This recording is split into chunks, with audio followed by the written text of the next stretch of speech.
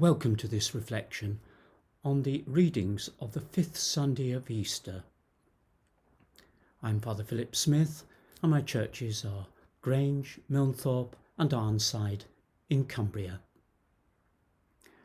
I give this reflection to my members of my churches who might be listening to this broadcast, and also to any other people who are listening. I leave the readings with you. We've circulated the readings, the Sunday readings, with the email that we send around, or left copies in the boxes in front of our three churches. Alternatively, you can use your Sunday Missal. That's a very good idea. The readings teach us that the development of the church is essential if it is to be healthy. But equally, it must remain true to its central teaching, or doctrines as they are called. It's about healthy change with faithfulness.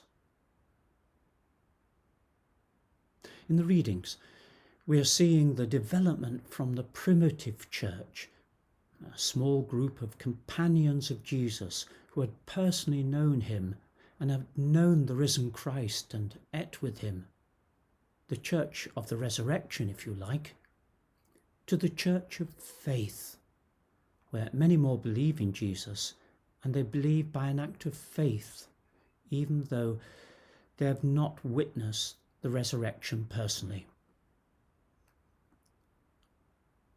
At this stage, perhaps we wonder what developments in our church will follow this unprecedented time of lockdown because of the virus. I suggest one area of development may be that we'll be much more confident to use electronic communications to pass on faith. Yet we will also, I hope, revalue and reappreciate the need to meet together personally to affirm our faith. That is, when we are allowed to meet again personally. We see that the developing church has both a very personal side and a community side. The relationship of each believer with the invisible God is central and always will be. Jesus speaks to each of us personally in the gospel. He says, "I am the way. I will come to take you home with me," and so on. Yet it is lived out as a community of believers, the consecrated nation, a people set apart to sing the praises of God, as St. Peter says in the second reading. Yet the infant church must remain faithful to its origins. It cannot become different from the church its founder intended. Just to give a parallel, an acorn cannot become an ash tree or a fir tree. It must become an oak tree.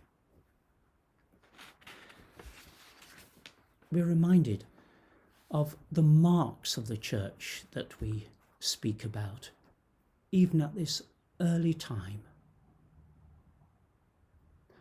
First of all, doctrine, central teaching. Our church has one central doctrine, that following Jesus is the only way, and you can't get to the Father and to heaven any other way. Jesus says, "I'm the way, the truth and the life.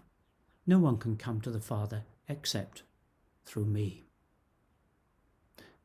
As St. Teresa of Avila, the great Spanish mystic, put it, we come to God in heaven through the humanity of Jesus. I think another important mark of the church is that community is essential. There's no such thing as private Christianity. The presence of Jesus is expressed, made visible in the church community. We are the body of Christ.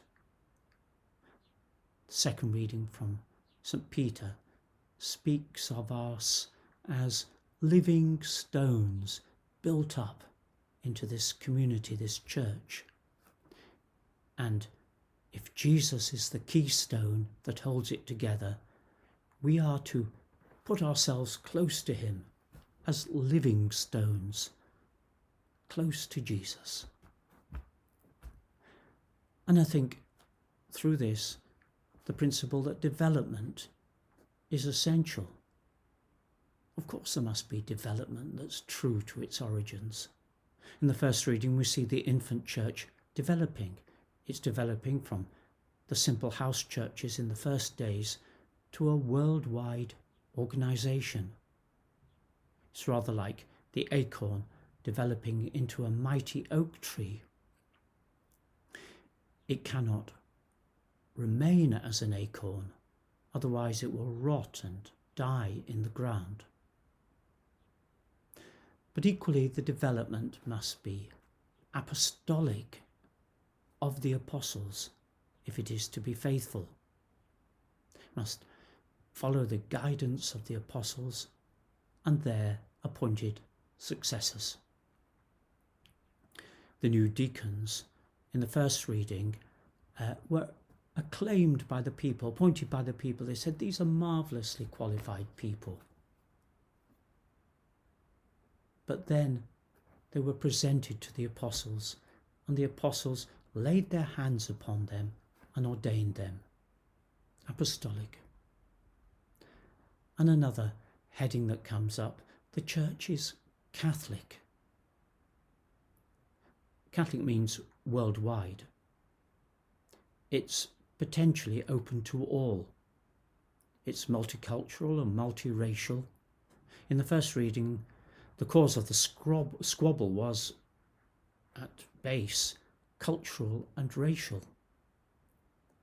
The Greek-speaking widows were being discriminated against in the daily distribution of food. The apostles realized that they must welcome all.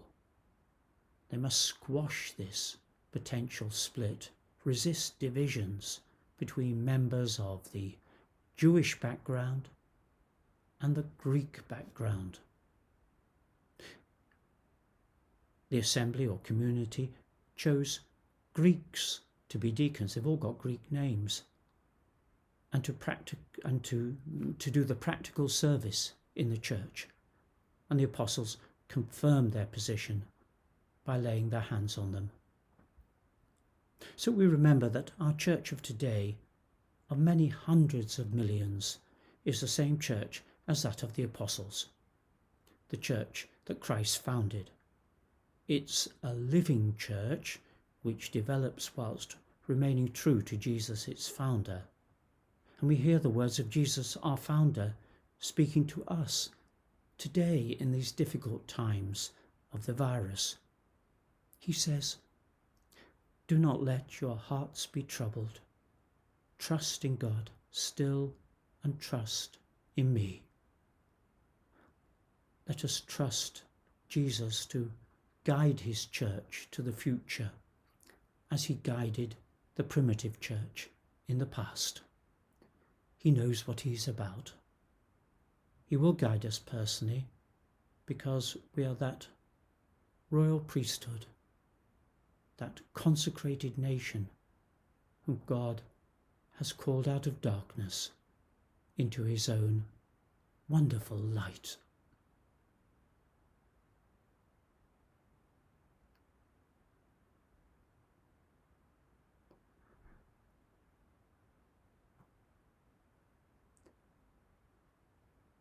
The Mass of Sunday comes tomorrow with a very short commentary. This is the homily that would normally be attached to the Mass.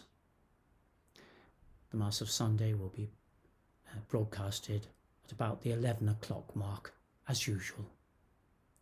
God bless you and keep you.